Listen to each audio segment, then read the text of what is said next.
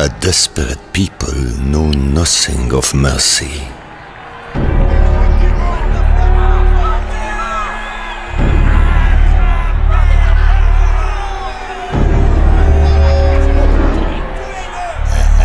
For years, we the people had suffered the cruelty of men too fed to starve, too rested to care.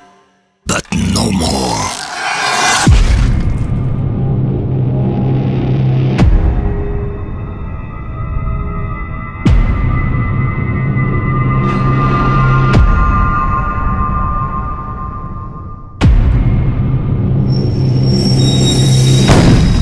La République had endured years of war and failed military campaigns. A play for power by kings who cared more for their legacy than their people.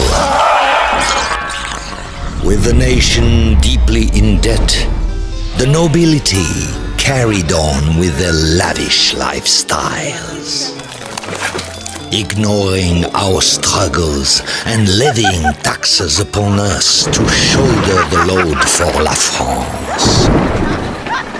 We starved in the streets, tossed aside like rats. No longer would we be left to die. We formed a National Assembly for the Third Estate, our first step in the fight for independence. Yet, we never could have known the dangers that lie waiting. The National Assembly vowed for life.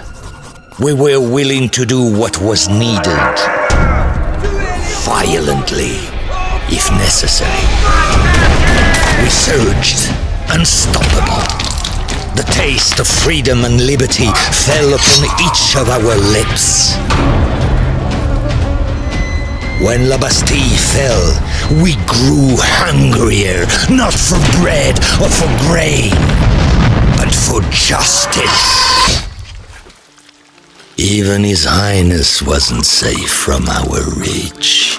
For too long had he dismissed our threats. Let him try to ignore us now.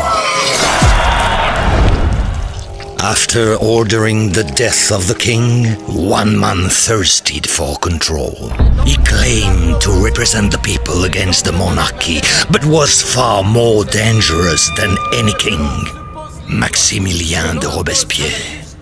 The slightest suspicion of counter-revolution was met with death.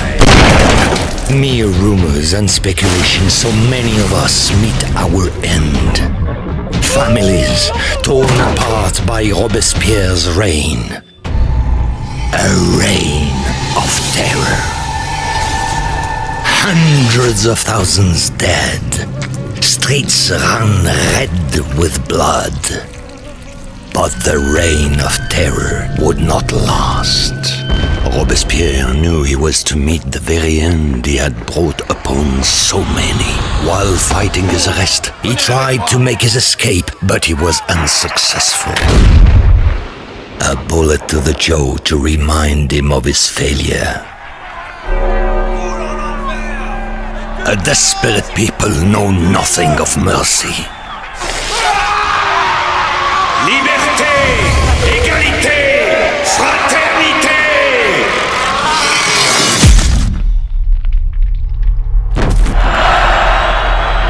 This is the history you know. Behind the bloodshed and la guillotine, a different secret revolution awaited. Its story burning to be told.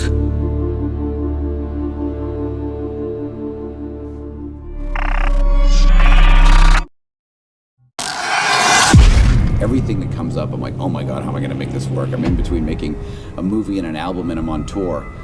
Let's throw a video game in the mix.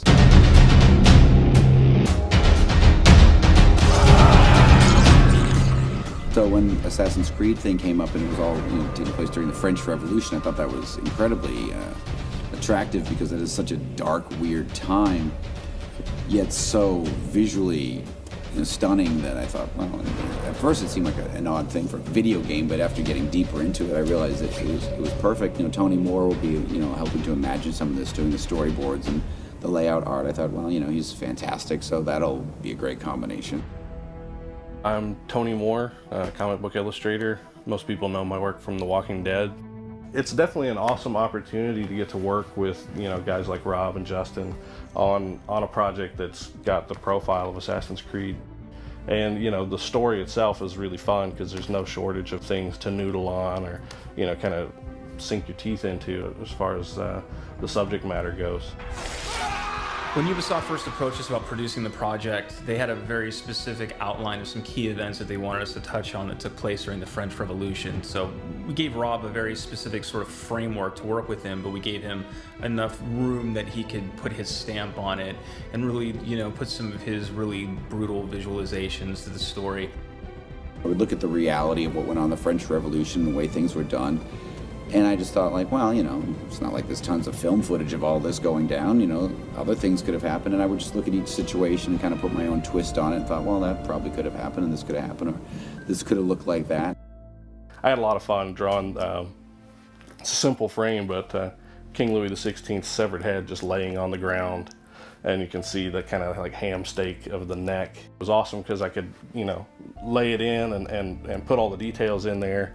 And then when I hand it off to Justin, I don't have to worry that it's going to get misinterpreted because he's probably the one other person I could hand it to who also knows what the cross-section of a human neck looks like. The way that Tony works, it's completely different than the way that I do my layouts. Doing all the detail shots where it's super close-ups of, like a knife in an eye or a severed head or just something spurting out of something. It's really fun. And watching what the post team is doing is really cool, where they're doing like the 3D mapping and changing the stuff that I see is kind of generally flat and turning it into a world. What I love about Toni Mur's artwork is it's so expressive and intense, and he takes you into these situations that are so fun to animate because the characters almost will themselves to life. Kyle from New Science really wanted to see how far we could push the envelope, so we developed some new techniques to bringing the characters and environments to life in an organic way that was true to the original art. Really what brought the whole story together was Fyodor, the actor who played the executioner. When we first heard his voice, we really knew that he was the executioner, like he was our guy. He went into a studio in Paris and just delivered just the most incredible performance. No longer would we be left to die. We formed a National Assembly for the Third Estate. Our first step in the fight for independence. The sound for this story required it to carry a good amount of the storytelling. We accomplished that by using a lot of modern sound design with really dark musical cues to try to transport the viewer to this dark place and period of history.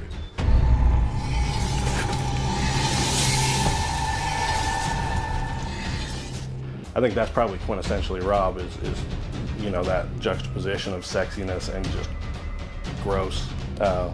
And it's what makes his stuff all work. I think it's probably what's made it work, in his music videos since the beginning, and now his movies and stuff too. I got aware of the materials and looked at it. I got, interested and inspired and wanted to be part of it. And once my brain clicks in to be part of something, then I kind of have to do it. It's just outside of the realm of what I usually do, like just enough that it's challenging, which keeps it engaging. And in that aspect, it's been a load of fun and probably one of the coolest games I've ever gotten to work on.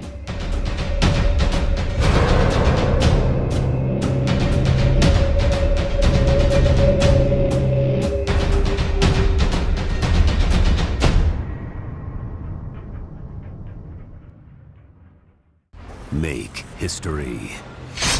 Assassin's Creed Unity. Pre-order now for 2 bonus offers. The Guillotine Spin to Win game. Get a chance to win prizes every Friday. And the explosive Chemical Revolution mission. Pre-order now. Available October 28th.